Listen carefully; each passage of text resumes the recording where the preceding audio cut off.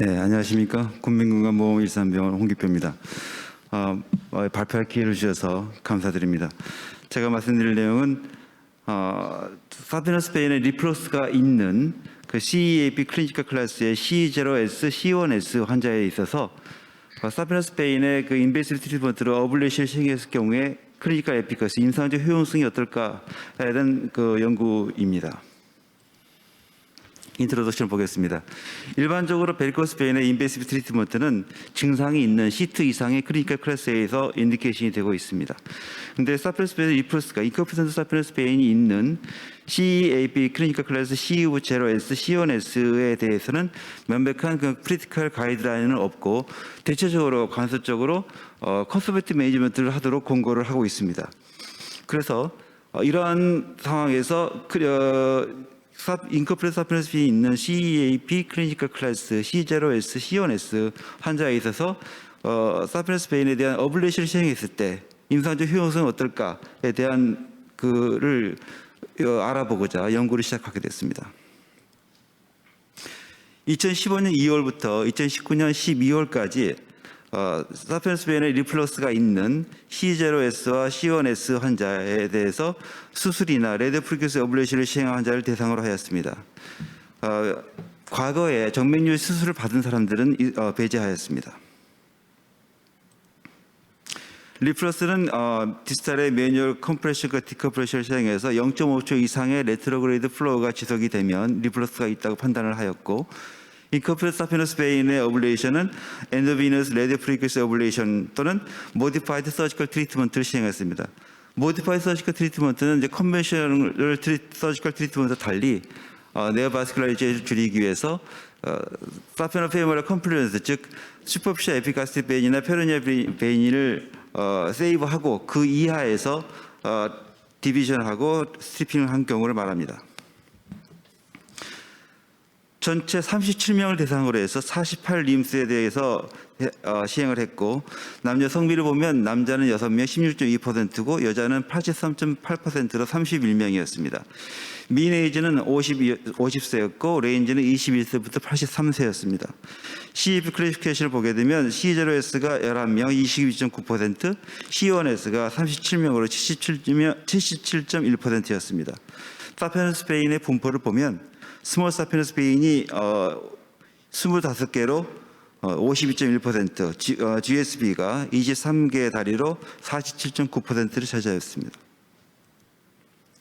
증상은 페인, 또는 헤비니스, 스웰링, 이칭 등이 있었고, 스웰링은 임상적으로 피지컬 의점상 스웰링이나 이대만 없었으나 환자가 오후에 다리가 좀 붓는다 하고 환자가 그 에버딩 베리코스 베인 퀘스처너에 체크를 했을 경우에 스웰링이 있다고 판단하였습니다. 스웰링 증상이 있다고 판단했습니다. 사피노스페인의 치료는 RFA가 33개 다리였고 33개 림에서 68.7%, 모디파이드 서지컬 트리트먼트는 15개 림에서 31.3%였습니다. 트리비토리는 대부분 스클레로스라피를 하였고 플라베토미를 한 경우는 3케이스 있었습니다. 포스트 컴플리케이션으로서는 너브 인저리나 헤마토마, 우운드 인펙션, 스롬보플레바이티스, 딥베 스롬보시스 같은 합병증은 관찰되지 않았습니다. 포스트 폴로업은 6개월째에는 전체 환자가 폴로업이 가능하였고 12개월째에는 62.2%인 19명의 환자에 대해서 폴로업이 가능하였습니다.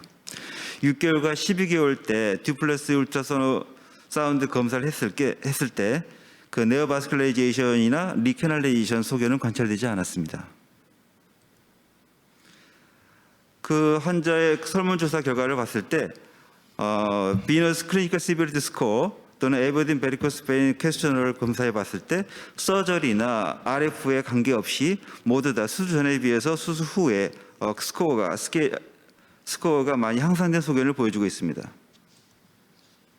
12개월째에서도 서저리나 RF 관계없이 수술 전에 비해서 환자의 만족도가 향상된 소견을 보여주고 있습니다. 디스커션을 보겠습니다. 2006년에 영국에서 보고된 건데 리액티브 트라이얼에서 246명을 대상으로 랜드마이즈 시켜서 122명은 컨서베이티브 트리트먼트, 124명은 서저리를 해가지고 관찰해 봤을 때 2년 후에 조사한 결과 수술을 시행한 그룹에서 증상 호전이나 코스메틱 리절트 그리고 퀄리티 오브 라이프 향상 여러 면에서 코스메틱 매니지먼트보다 서지컬 트리트먼트 한 것이 더 우수하다고 되어 있습니다. 그리고 유로피안 소사이티 포 바스큘러 서저리의 클리니컬 프랙티스 가이드라인을 보게 되면 non complicated varicose vein C2, C3에 있어서 수술이 하는 것이 심텀이나 코스메틱 퀄리티 오브 라이프에서 더 좋다고 공감한다고 되어 있습니다. 그리고 컨서베티브 매니지먼트로 대표적인 일렉틱 스타킹은 데피니트 트리트먼트 하기 전에 할 수 있는 그런 템포러리 유스고, 만약 데피니트 트리트먼트를 하지 못할 경우에 인베시비티 메서드를 하지 못할 경우에 쓸 수 있는 치료법이라고 되어 있습니다. 그런데 왜 그 C0나 C1S에 대해서는 인베시브 트리트먼트보다는 컨서베티브 매니지먼트를 강조할까? 여러 가지 이유가 있겠지만 먼저 이것이 암이나 그런 것들의 생사에 관련이 없고, 또 진행 과정이 매우 10년 이상 진행되는 매우 프로그레시브하게 롱텀으로 진행되는 질환이고, 그리고 겉으로 멀쩡하기 때문에 코스메틱한 경향이 많다는 생각에서 그 생각에서 컨서베티브 매니지먼트를 주로 권고를 하게 되는데, 2015년에 플레볼로지에 보게 되면은 이런 프로그레션이 13.4년 동안 모든 그 크로닉 베너스 디지즈 환자를 조사해 보니까 58% 정도가 클리니컬 클래스가 좀 더 업그레이드, 즉 더 악화되는 소견을 보이더라. 그 어떻게 보면은 10년도 지나면은 열의 6은 나빠질 수 있다고 생각할 수 있고, 어떻게 보면은 10년이 지나도 40% 정도는 멀쩡하다고 생각할 수 있는데, 또 이러한 서서히 진행되는 양상 때문에 적극적인 치료가 너무 과한 치료다라고 생각할 수도 있겠죠. 그렇던데 보면은 실제로 이런 분들은 코스메틱 프로블럼이 아니라 헤모다이나믹하게 펑셔널 문제가 있습니다. 저희 병원도 아직 퍼블리시는 안 됐지만 612개 다리를 프리오의 외래에서 처음 방문 때 초음파 검사를 해봤을 때 612개 다리에서 269개, 즉 44%에 있어서는 사피노스펜의 리플러스가 있었고, 그 중에서는 액셀 리플러스, 즉 그로인부터 앵클까지 무릎 상하부에 다 리플러스가 있는 경우도 7.5%가 있었습니다. 그리고 딥베인 리플러스도 7.4%가 있었고요. 그래서 이런 사람들은 더 이상 코스메틱한 프로블럼이 아니라 펑셔널 프로블럼이 있고, 이것이 증상의 원인이 될 수가 있다는 것이죠.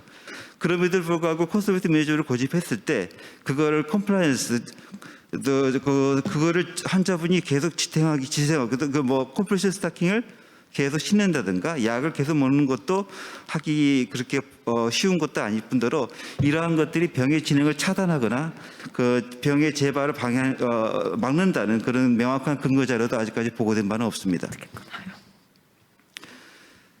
이 저널에서는 연구에서 너브 인저리는 거의 없었는데, 그 이유 중에 생각해 보면 GSB가 액셀 리플러스가 있다 하더라도 무릎까지만 어블레이션을 시행하였고요. 무릎 아래의 리플러스는 6개월 후에 검사를 해봐서 리플러스가 있고 증세가 있으면 UGFS를 시행했고, 증세가 없으면 그냥 관찰했습니다.